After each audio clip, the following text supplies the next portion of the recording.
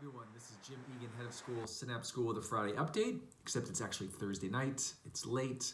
I had to travel to upstate New York where the family compound is. Tomorrow morning we're getting up and driving down to see my daughter at her boarding school. It's the fall family weekend. She's a junior. I've only got 2 more of these left to enjoy, and you parents understand how important it is to watch your kid play sports and perform, parent-teacher conferences. I'll be going to those tomorrow. And just being a part of the community at large. It's a big value add for any parent who is fortunate enough to have their child attend a private school, whether it's like my daughter's or like Synapse. So I'll keep this pretty brief. We have a packed calendar. Thanks to everyone who came and saw Boz last week. That was a great event at the Guild. We had a parent-teacher social tonight. I imagine that was fun and festive. Thank you, parents and staff who attended. We've got a number of sporting events next week. Our 8th grade girls are undefeated, and they will be the #1 seed in the in their their league. Excuse me, and the playoffs will be at Sports House, which is now on our campus. So there's no excuse. Let's go see the Narwhal girls in action. There is a cheer team that's also there that's super fun to watch. I've got a friend here, my dog visiting. Sorry for the distraction. I've told you all this is a one-take video. And so we have a lot of events going on. We have other teams that are partaking in events as well. Cross country comes to mind.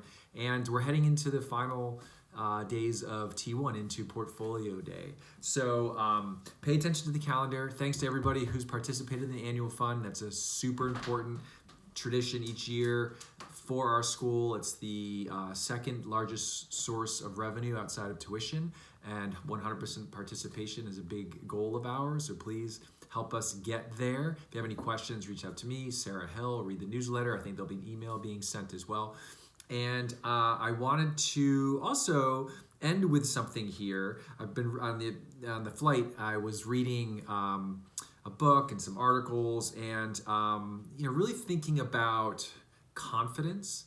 And I know for my own kids, I want them to feel confident in something, like exceptionally competent, but confident in that as well. I think that can be a source of not only joy, but sort of ballast in their life when things get rocky, because things will get rocky.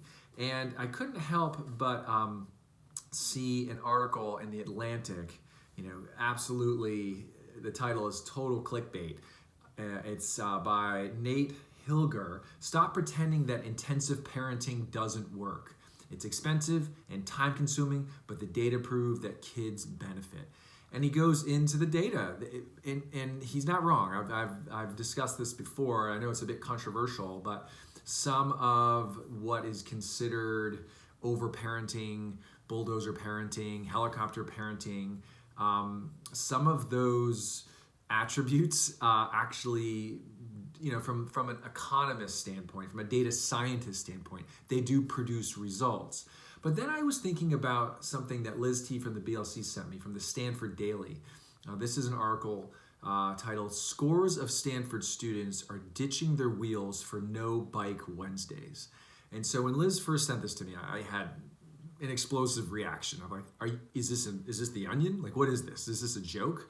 And I read the article and I was dismissive. But then I thought about it again, and I wanted to be more generous in my interpretation.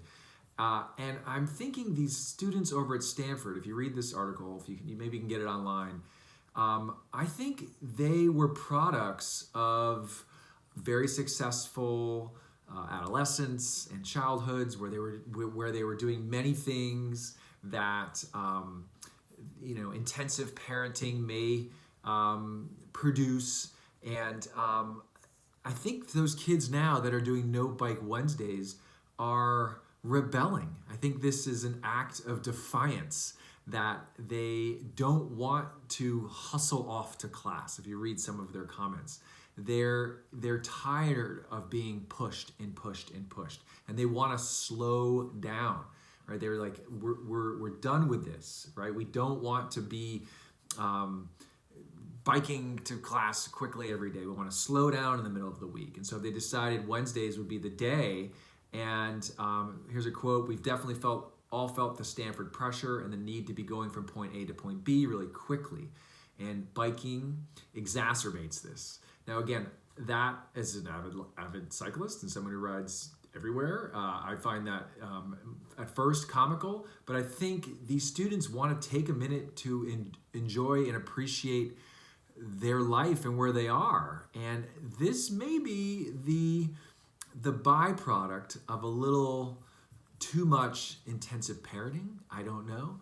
I recommend you read the articles and you can give me your feedback. But I've been thinking a lot about this and how it pertains to confidence. It's one thing to be extremely competent, but are you feeling confident in something that you want to be competent in? And how do you get there as a parent? That's the question. Okay, that's a big question I have. You may have the same one. Lastly, to all of those who are celebrating Diwali, have a wonderful, festive holiday. So many of our friends and families at Synapse and certainly on the peninsula in the Bay Area, so many have just wonderful traditions around this. I've been to a few myself. So again, happy Diwali, and I will see you all next week. Take care.